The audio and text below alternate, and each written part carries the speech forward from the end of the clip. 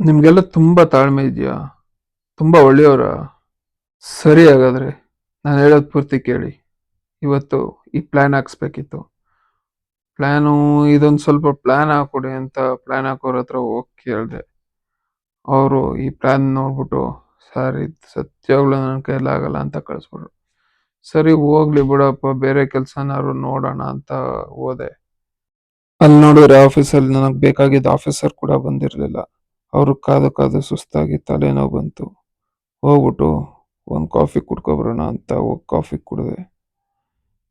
ಸರಿ ಇನ್ನೊಂದ್ಸಲಿ ಫೋನ್ ಮಾಡಿ ಕೇಳ್ಬಿಡೋಣ ಯಾವುದಕ್ಕೂ ಅಂತ ಹೇಳಿ ತಿರ್ಗಾ ಫೋನ್ ಮಾಡಿ ಕೇಳಿದೆ, ಬಂದಿದ್ದಾರಾ ಅಂತ.